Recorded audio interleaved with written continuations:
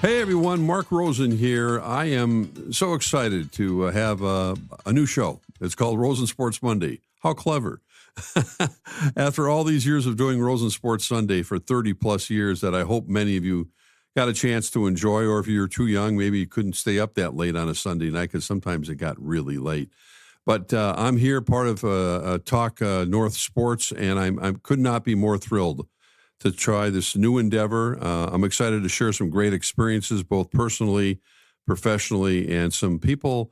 Over the course of the weeks, you'll hear that not just sports related, but in other parts of my life that have been important that I think that hopefully you'll be able to learn from as well. But before we get going, I wanted to thank our sponsors, Lexus of Wayzata, Lexus of Maplewood, my friend Charlie Swanson for helping out with that, and Broadway Dental. Dr. Ben Stein. I'll get into that more later as well, but I want to thank those two sponsors, Lexus of Wayzata and Broadway Dental as well. There's so much. I mentioned in the beginning, it's called Rosen Sports Monday, and Rosen Sports Sunday was such a big part of my life. And I thought today I'm going to just talk about my background. I mean, for many of you, I still love when I walk around, whether it's a grocery store, at a sporting event, whatever it is, saying, hey, man, I miss you on TV. I grew up with you. That's what I hear more than anything, which really makes me feel old. But honestly, I take it as a compliment. But for those of you who are too young to know about my background or don't even know my background, I think it's important to spend this broadcast today, this show, this podcast, on a little bit about where I got to in my life and why it took a village, as they say.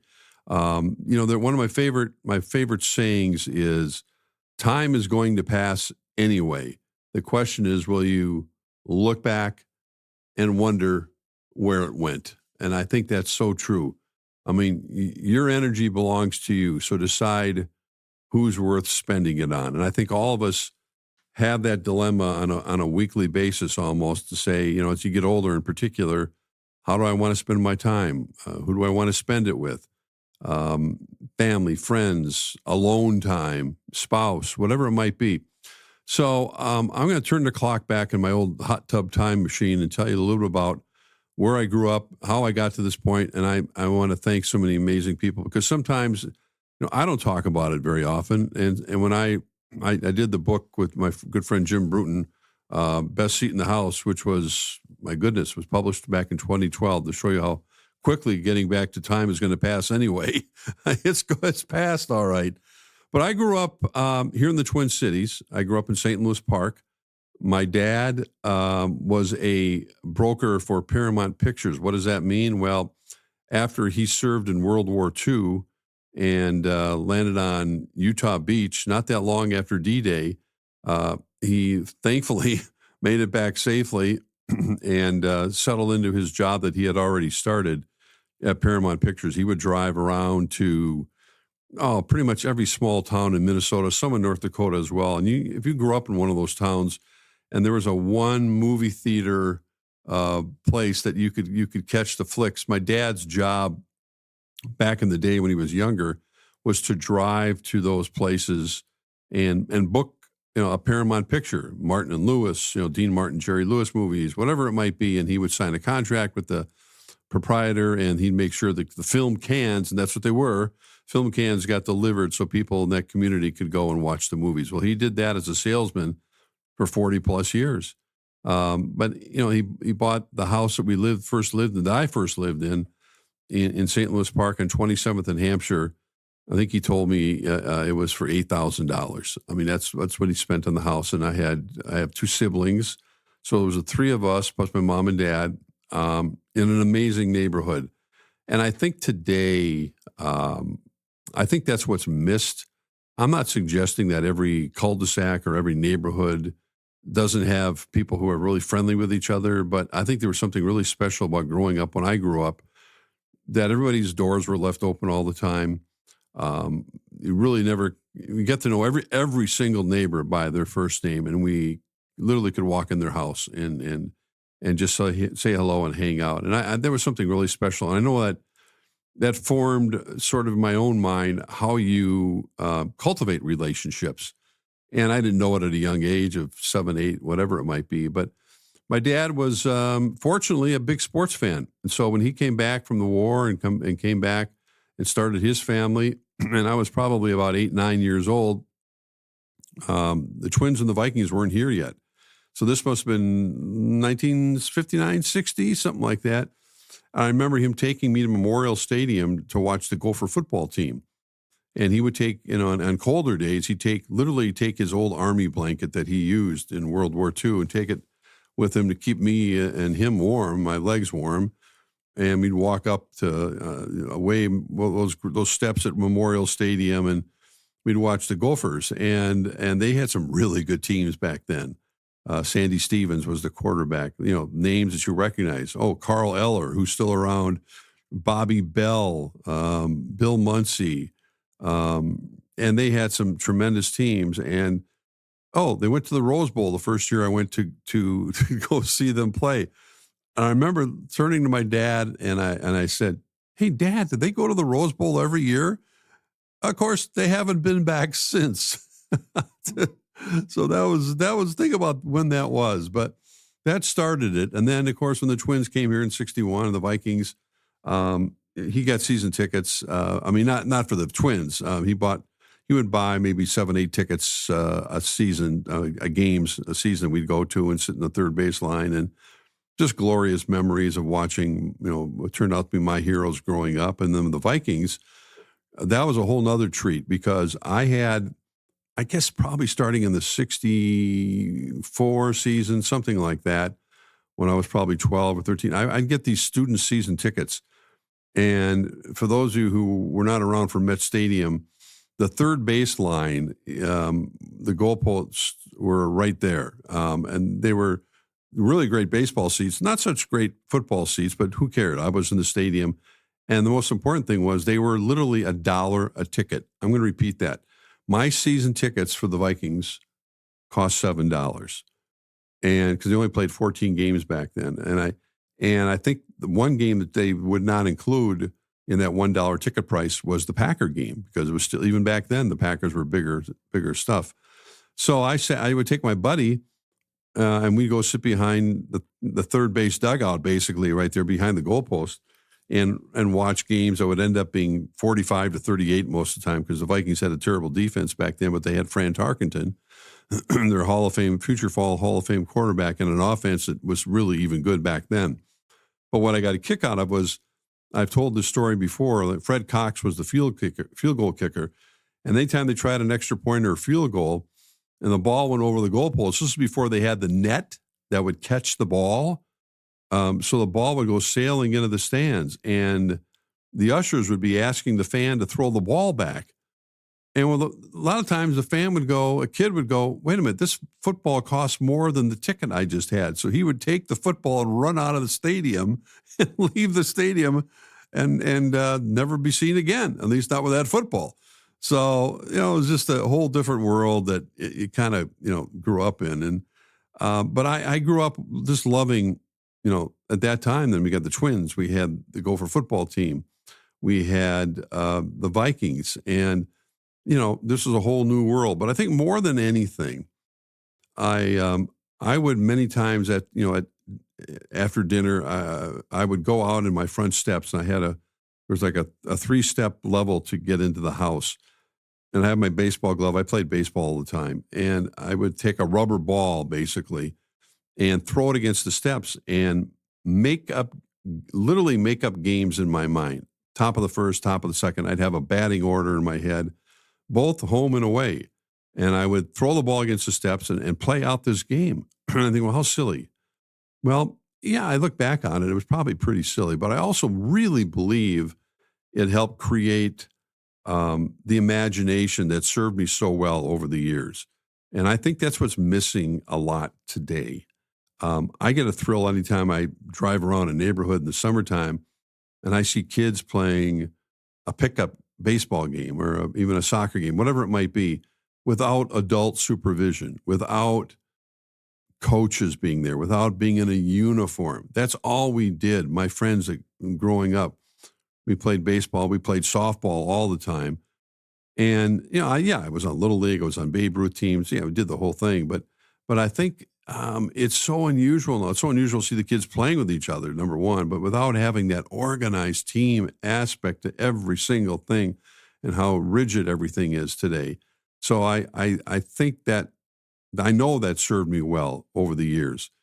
And so, I grew up on that place on Hampshire Avenue. In the middle of fifth grade, we moved to Flag and Cedar Lake Road in St. Louis Park, and I was devastated because I didn't want to be moving away from my friends. And as it turned out, it was the biggest thing that ever happened in my life. I remember sitting in the car, I was sulking because my mom and dad were looking at the house, and I refused to go in because I didn't want to move. Well, as it turns out, when we moved over to Stanlin Road, the person who lived across the street from me was a gentleman by the name of Phil Jones, who was a reporter at WCCO TV.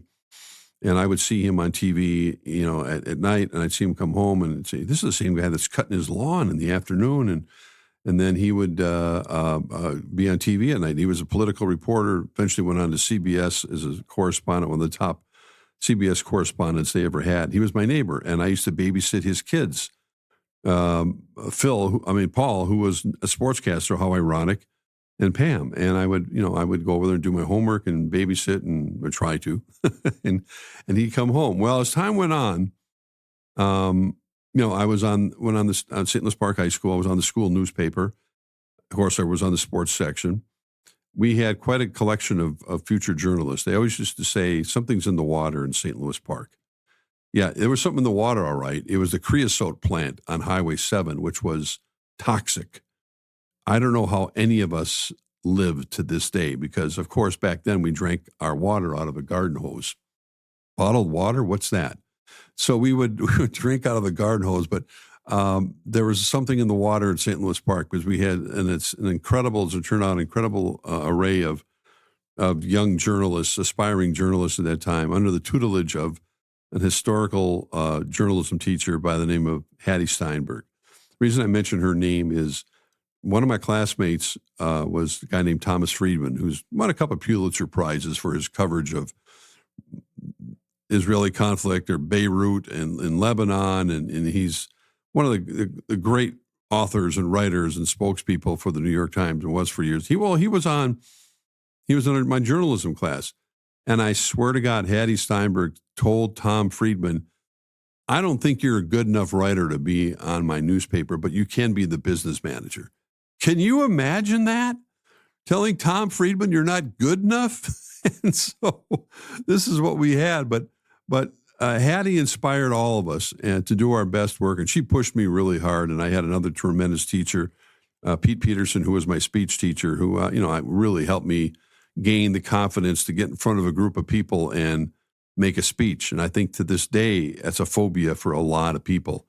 They don't want to get up in a group of people, whether you're in an office situation or a large group. It's one of those things where you go, oh man. And I wasn't very comfortable at the time, but Pete gave me that confidence to do it. And I will be forever grateful. I know he passed a few years ago, and I went back to St. Louis Park High School and spoke at his memorial, and it was really something, but it was very meaningful. But, so I was on the newspaper, and getting back to Phil Jones, TV sports was not a big deal back then.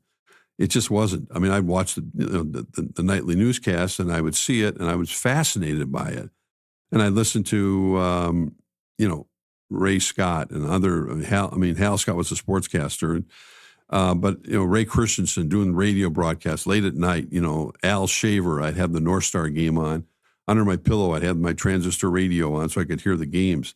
So I remember, thinking about Phil, saying, "God, do you think he'd let me hang out at WCCO?" And he was just leaving to go to Oklahoma City to take a job there in news, or on his way to Washington, D.C. And so think about this. I'm 17 years old. I'm a junior in high school.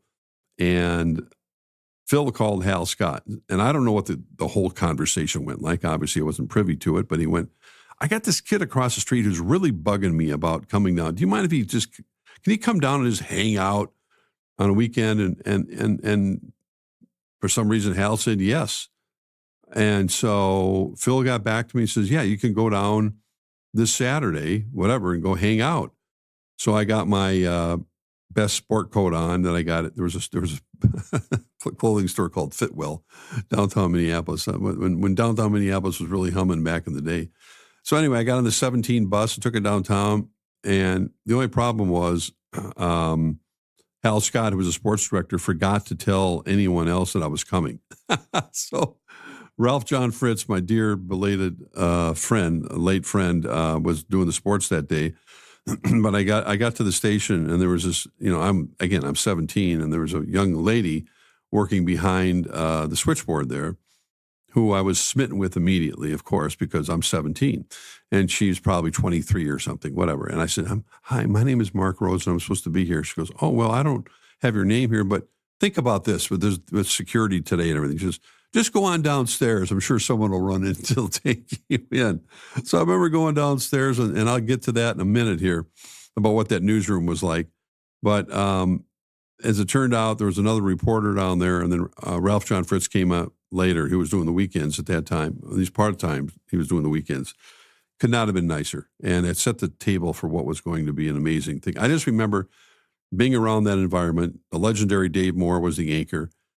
He did something called the Bedtime News on Saturday nights, which was a prelude to Saturday Night Live. Basically, Dave was a very serious, news anchor, but he was also an actor by trade. And so he would do this show, this mock newscast on Saturday nights, like at midnight, 12:15, and people would come home from their dates or whatever they would do to make sure they would not miss, because you couldn't record it at that time, to watch the bedtime news. And Dave would play all these crazy characters. I remember the first day I got down there, he said, hey, kid, come over here. Help me out with this little skit I'm doing. I went, what?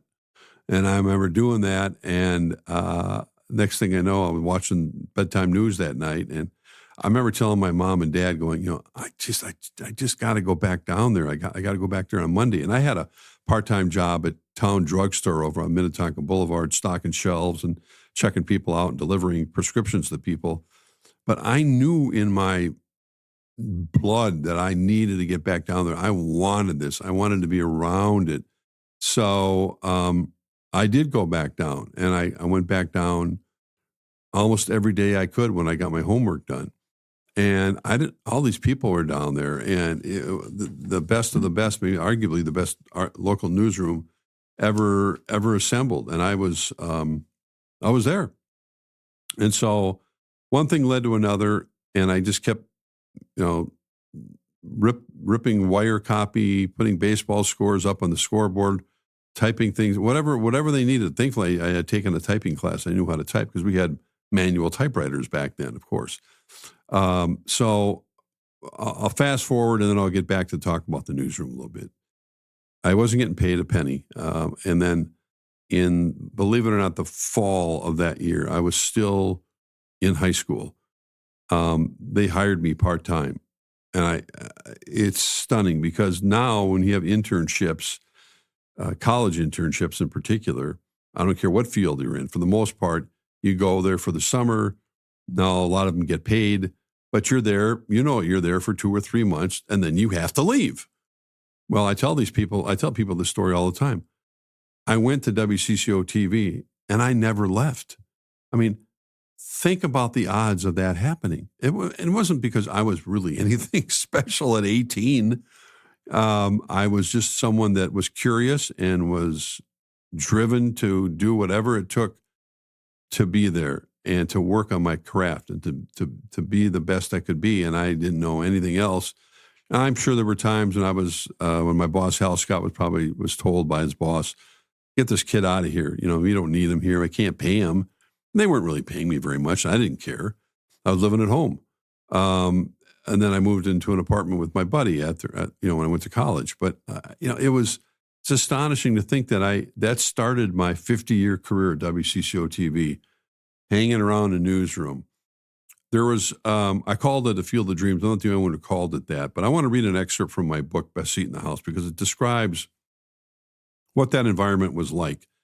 Bob McNamara was one of the reporters. We had probably at least a dozen reporters who became network correspondents who were in that newsroom at the very same time. You can think about any all-star team you want, any all-star team in any sport, put them all together, and imagine that in a news business. And this was the greatest newsroom ever assembled, period. No arguments. And I happen to be an eyewitness to all of it because I was a kid and I had no idea what I was experiencing. I kind of did, but they were the best of the best. So one of the reporters, maybe the best writer I've ever been around, a reporter named Bob McNamara, who went on to the network and was tremendous. He was a kind of a curmudgeon down there, but he gave me a lot of crap, but he was turned out to be a dear, dear friend. And I want to read his excerpt and tell us what that newsroom was like. So just bear with me for a minute here. These are his words. He wrote this for my book. I got to CCO in the summer of 1968, 2 weeks after Senator Robert Kennedy's assassination. I had just turned 23, fresh from 2 years with the ABC affiliate KCRG in Cedar Rapids, Iowa. There for $105 per week before taxes. I'd been a news and sports reporter, radio and TV anchor, cameraman, film processor, film editor. When word got around KCRG that I was leaving for WCCO, a station old-timer told me, "You'll be back in 2 months, Mac. You're okay, but you're not that good." Man, I heard those words a couple times when I was my first audition. Going to the WCCO newsroom wasn't exactly like a trek into a West Virginia coal mine, but there were vague similarities. From a bright lobby, you descended a dimly lit stairway that entered a darker, narrow, short hallway, with a ceiling so low that a 6-footer had a duck under. Oh boy, did I ever know that. I'm 6'5", 6'6". I had more bumps and bruises on my head than I could even count.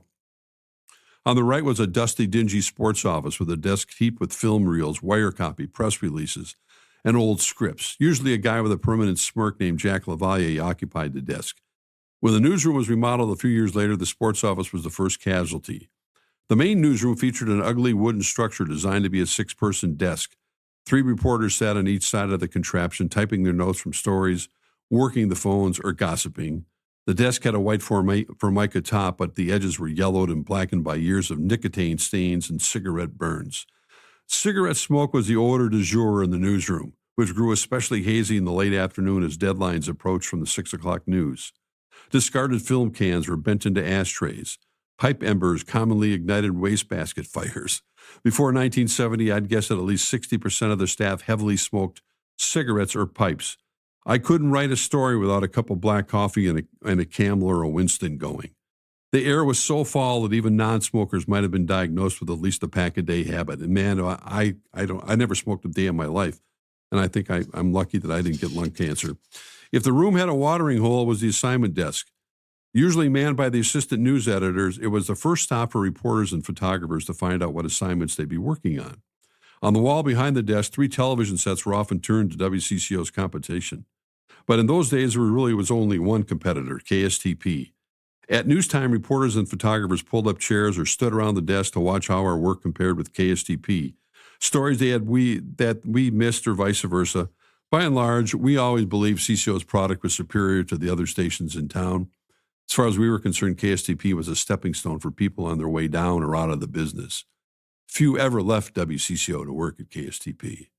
The newsroom out back was the film screening and editing area where stories were assembled for air. The room echoed with a Mickey Mouse chorus as reporters, photographers, and editors quickly rolled through the sound footage, reviewing and choosing shots. I'm going to add my own little item here with 16 millimeter film, so no videotape existed back then.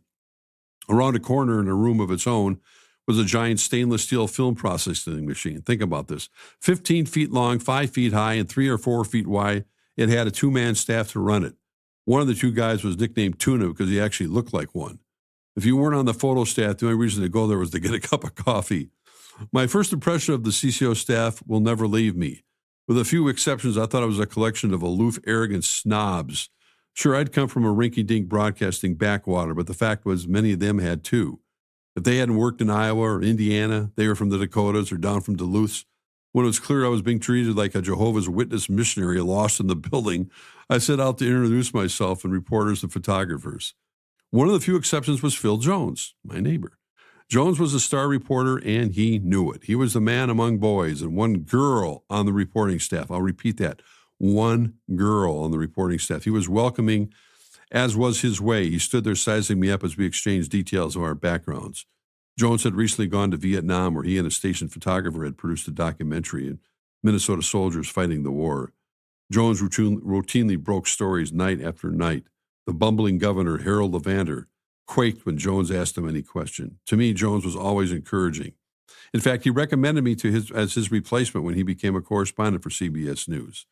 Several years later, it was he who dropped my name to a CBS executive and led to my own job with the network. For that, I am forever indebted. Again, I talk about relationships and how important they are. Another perfect example. The world's greatest news director, as I had been told, was Joel Bartleby. Slim, professional-looking, and quiet, Bartleby had a reputation as a terrific writer and reporter. He was an Iowan who'd come to CCO from the same Cedar Rapids station that I had. The previous years, Bartleby had done something few affiliate reporters had ever done. He reported a cold weather story that aired on the CBS Evening News with Walter Cronkite. As news director, he excelled at organizing coverage for scheduled events, such as state political conventions, election coverage. He was a good judge of who and what worked and what beats worked. And he had a reputation of going above and beyond the call when CBS News needed station facilities to produce stories. I'm going to move ahead a little bit later. Several years later, Bartleby left WCCO to become the news director of KNBC in L.A. His anchorman included Tom Snyder and Tom Brokaw, who would someday be the anchor stars of the NBC News. When I met Brokaw in a story in Montana decades later, I asked him what Bartleby was like in L.A. Rolling his eyes, Brokaw said, "Great guy, but get him drunk and he gets a little crazy." Led by Phil Jones, the reporting staff in the late 60s and early 70s was a collection of young, talented, hardworking men and one woman, still long in potential, but sponging up as much experience as possible. WCCO's anchor team could not have been better for its time than in any other place. In any other large market, each probably would not have been hired. But for the Twin Cities, the team was just the right fit. 10 o'clock news, the scene tonight, as it was called, was appropriate and was appointment viewing for many Twin Cityans. It was headlines, humanity, and a little humor on the side. And there goes on and on about some of the photographers that worked there. And with Phil Jones's help, I became a CBS News correspondent like he did, Don Clatchup, Jerry Bowen, Susan Spencer, all these people that I worked with, correspondents, Quentin Neufeld, Jim Anderson, to become CBS News producers. First time I saw Mark Rosen, he was a tall, skinny high schooler with glasses like snorkel glasses without the breathing tube hanging on the old sports office. But I didn't think much of it. After seeing him there a few more days, I asked Don Clatchup, "Who's the kid?" Clatchup said, "Oh, he's Phil Jones's neighbor. He wants to get into sports." At the time, I was barely more than 2 years removed from being a Chicago newsroom copy boy, and I thought, boy, I hope this kid knows how lucky he is. Man, did I ever. In the Chicago newsroom, a wise-ass reporter called me Scoop one day after I'd answered a phone call from telling me that a well-known Chicago mobster had just been, as he called it, dusted. He hung up. I passed the information on to the crime reporter, and it was the lead story that night. After a while, I had a feeling Mark Rosen would be a force, not just a hanger-on. So in honor of the Twin Cities' dominant newspaper sports reporter, Sid Hartman, I called Mark Sid. I knew he didn't like it. No, I didn't. But it was more a form of an encouragement than a put-down. Little did I know, any of us know, that young Sid would have such a long, successful career at WCCO. Thanks for bearing with me on that. It was important to tell that story because giving a glimpse of what that newsroom was like and what I was dealing with and how pinch me every single day I was with the Field of Dreams newsroom that was absolutely spectacular. I have more to talk about. I'll take a quick break right now, acknowledge our sponsors, Lexus of Wayzata, Lexus of Maplewood, thanks to Charlie Swanson, and Broadway Dental, thanks to Dr. Ben Stein. Hey, Rosie here for Broadway Dental and my good friend Dr. Ben Stein. I'm a patient of Dr. Stein's at both his sleep apnea clinic and dental clinic. He has a newly renovated and conveniently located dental office in Northeast Minneapolis next to Certix. I mean, it's the most modern facility you could possibly find. Dr. Stein has a great chairside manner. He's nice. He's understanding. He obviously knows his stuff, and he'll spend quality time with each patient. We'll make sure they are properly cared for. I want to talk about beyond the obvious dental care is sleep apnea. I was diagnosed with it years ago, and I was stuck with that silly, cumbersome CPAP machine, and I couldn't wait to get rid of it. And I mentioned it to Dr. Stein, and he set me up with his sleep appliance area. And it's the easiest thing in the world. You just pop an upper, lower appliance in each night. My snoring is gone. My wife says I don't snore at all, and I get a restful night's sleep. And if you have sleep apnea, Dr. Stein is the best to see as well to help you in that area. So if you want to contact them in Broadway Dental, give them a call at 612-379-2300. That's 612-379-2300. Hey, Rosie here for Lexus of Wayzata and Lexus of Maplewood. If you're in the market for a new luxury vehicle, look no further than my good friend Charlie Swanson at Lexus. Whether you're on the west or the east side of the Twin Cities, they have got you covered with two great locations, Lexus of Wayzata and Lexus of Maplewood.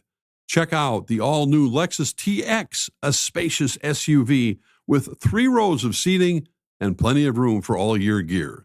Head over to lexusofwayzata.com or lexusofmaplewood.com for details and to find your next ride today. Welcome back to Rosen Sports Monday. I had to remember the name of my own show. I'm so used to saying Rosen Sports Sunday. Yeah, I mean, it's important to talk about my background because sometimes I don't think about it all that often, and it was amazing to have those personal relationships down there. And as you know, anybody who leaves a locker room understands, you know, you're here today, you're gone tomorrow, and you have to recognize, you know, how important those people are in your lives. And it's really difficult sometimes to keep up with them over the years, no matter what business you're in. I understand that. But in the context of that, I also got to meet some of the most amazing athletes and influences on my life, many of them who remain today if they haven't unfortunately passed on. And I had on my desk what was called a Rolodex. And for you kids today and I have my cell phone right in front of me here, you know, our Rolodex is our contact info. And we have X number of names in there, hopefully in alphabetical order. But of course, cell phones didn't exist back then. The internet didn't exist. Pretty much none of that stuff existed. So we had a little Rolodex where we'd have little pieces of paper inside. And anytime you got somebody's phone number, you'd write it down and put it in alphabetical order. Pretty simple, right? Well, man, I wish I had that Rolodex today. And the key ones, I mean, they used to always kid about Sid Hartman's Black Book, because he had more phone numbers in there than any human alive. And he had every contact in the world that he would call at 2:00 in the morning if he needed to get a scoop. So I was definitely around the giants of the sports world, you know, and then putting a microphone in front of their faces, asking a few questions, you know, trying to establish trust between you and your subject. And that's what I did early on. And one of the first that I was blessed to be around was Harmon Killebrew. And Harmon was a special force called, of course, kind of like the Paul Bunyan of Minnesota sports. And he was chasing in 1970, I believe it was, he was chasing his 500th home run, which was really quite a milestone back then. And, you know, he did it. No one was going to question if he was on steroids or anything. It's old Harmon, just Harmon being Harmon. And had, you know, in 65, he helped the Twins get to the World Series, and he hit a mammoth home run at the All-Star break. But anyway, in 1970, again, a lot of these games weren't televised, so we had to go out there night after night. He was stuck on 498, and then he finally got 499. So we had to go out there with the cameraman every single night to try to record his milestone 500th home run. And season was wearing on, and the Twins weren't very good, and they were okay. And Harmon, one night, you know, and we had to shoot his every at bat on tape that we had, and he hit his 500th home run. And unfortunately, that night the Twins lost the game. Now imagine today, you know, whatever milestone, whether it's maybe it'd be Alex Ovechkin breaking Wayne Gretzky's goal scoring record here very shortly. Win or lose, whatever it might be, you know, LeBron James breaking scoring record. You know, people are going to be ballyhooed. They're going to be in front of 10,000 cameras, answering questions, smiling. Harmon, I went in the clubhouse that night. Harmon wasn't smiling. He was happy, don't get me wrong, that he hit his 500th home run, but the Twins lost the game. And there weren't many people around in the clubhouse. So I walked in there and said, Harmon, congratulations. What does it feel like? Da-da-da-da-da-da-da. And he said, oh, it's okay, but you know, we lost the game. It's like, wow. I mean, this is the kind of person Harmon was. The team first thing was always important to him. And I think to myself, Can you imagine an athlete today doing that with agents there and all the other people and all the, ESPNs and the Foxes and it doesn't matter. But it was just me and a few other people that were there. But Harmon had a huge influence on my life, and I had a chance to have him on my show many times on Rosen Sports Sunday. And one of the things he took a lot of pride in, and Harmon Killebrew, think about his name, was not an easy name to write out, but he would teach young players how to sign autographs because young athletes today, I've seen it many, many times. A young kid will get an autograph from someone, and he'll look at the baseball, and it's just a scribble. It's like, what? I couldn't decipher that if you gave me $1 million. And Harmon would always lecture young players on how to legibly sign an autograph. And I thought that was the coolest thing in the world.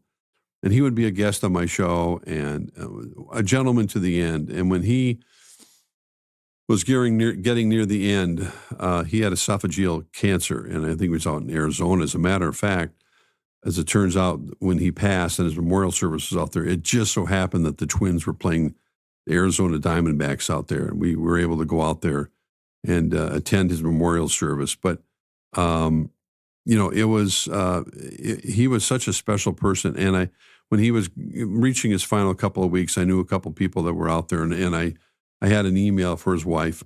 I wrote him a personal email, and I told him how much he meant to me personally and professionally, and that on behalf of all Twins fans everywhere, you will never be forgotten. You will always be the killer. You'll always be Harm.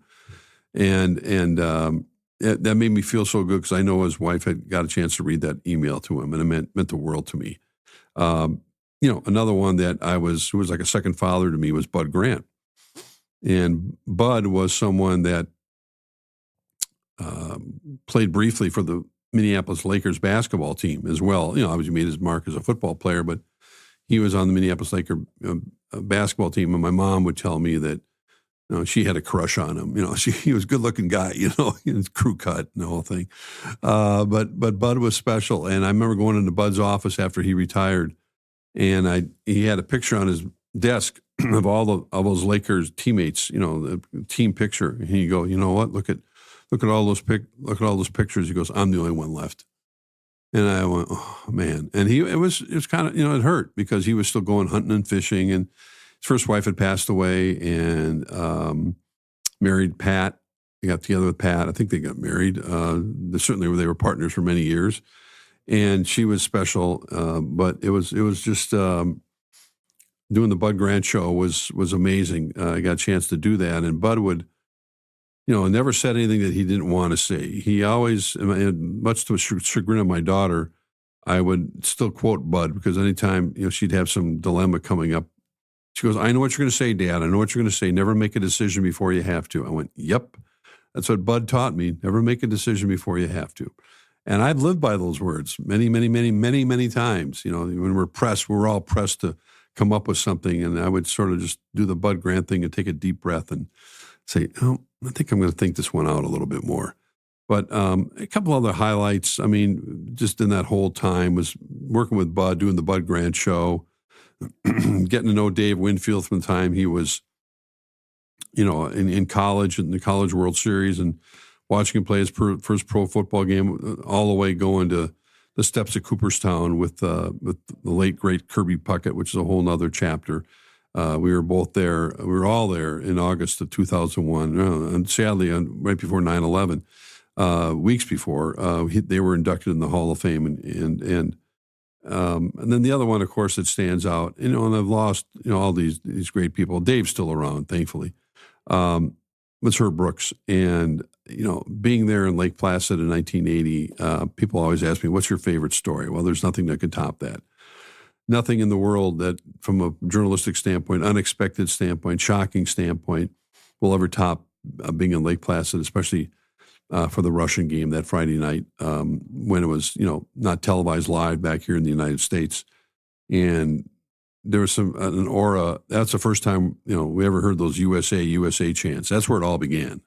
Don't let anyone ever tell you anything else. That's where it all began. And the arena had a special sound that night that I've never duplicated or heard, been around. And I've been in some loud crowds, loud arenas, loud stadiums, but there was something almost guttural about it because when I grew up, going to the University of Minnesota in particular, people were burning flags and Vietnam War was going on, and then for all the right reasons. It was controversial and we shouldn't have been there, blah, blah, blah. But, fast forward, 10 years later, 1980, and it's the first time that I'd experienced patriotism. I mean, if you want to use that word in loose terms, but people waving flags and being so proud because the USSR was really the evil empire. Remember, they almost didn't go. We almost didn't go to the Olympics because the Russians had invaded Afghanistan. And fortunately, the games were played, and, that Russian team was machine-like. They had no humor, no facial expressions. They were just, they were just a machine. And I got to know all those guys on the U.S. team very, very well. A lot of them Minnesotans, of course, and spent a lot of time with them. And what Herbie, was able to accomplish that night and beating the Russians. And then, people always forget they still had to beat Finland on that Sunday morning. And I was never so nervous in my life as I was that morning when I drove over to on the media bus to the stadium, the arena. They played the game against Finland on a Sunday morning. And, of course, they fell behind like they did in pretty much every other game early in that one. And, it was weird because they win the game and then they have the medal ceremony later. And I'm literally in the penalty box across from the bench interviewing the players as they're getting their gold medals. I was 30 feet away from Micah Ruzioni when he called everybody up on the podium and to share in that moment, which is one of the most historic pictures ever taken. And I remember talking to Herbie after the Russian game, and I said to him, because he gave me access, and we were one of the few reporters that was there, and I said, "What did you tell your team before the game?" And he took out, he had that sport coat on, and he took out his notes, and he started reading, "You were born to be a player. You were meant to be here. This time is yours." And he went on and said most of the speech, and he put those pieces of notebook paper in his pocket again. And I'm saying to myself, "Geez, can I have those?" And I remember the game was not live. The Russian game was not live. So the game had ended, and I had to rush across the street. The media place was the high school. So I realized, unless you're listening to this game on the radio, you don't know. There was no internet. There was no Twitter. There was no nothing. So I'm thinking, unless you know about this, I ran across. I had a phone that was assigned to me. So fortunately, I got a phone. I called the hotline. I remember, and R.J. Fritz was on the phone, and I was screaming into the phone because the game ended right at 6:20 Twin Cities time. It started at 4 o'clock. Because remember, the Olympic Committee would not move the game. They would not move it to prime time. So I said, "Oh my, the U.S. won. Do you believe in miracles?" And Al Michaels heard that and he stole my line. I tell that line a lot. Anyway, there's so much more to talk about. I don't want to go on and on and on because there's a ton of things to do. I just am so thankful I could talk about, and I will at a different time, talk about my personal life as well, because I met my first wife, Denise, at WCCO, and she was a nighttime artist, and we were married for over 40 years, and I think a lot of you know the story, and I'll get into more detail as we go on. I have some other special guests I want to talk about caregiving. Succumbed to brain cancer, in 2021 after a 3-year battle, and I've been so blessed because I met the most wonderful woman in my life, Karen Nelson, who is the chief legal officer for the Minnesota Vikings, and more importantly, just a generous, loving, beautiful woman with a great family, great friends, and I've had the pleasure of meeting. She has made my life worth living, and I get back to what I said at the beginning about, time is going to pass. The question is, who will you look back and wonder where it went?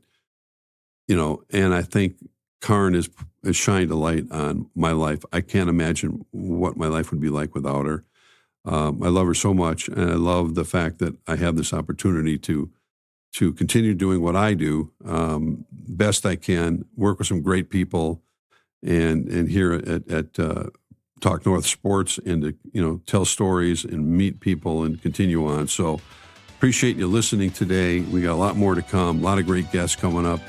So you guys have yourselves a great afternoon.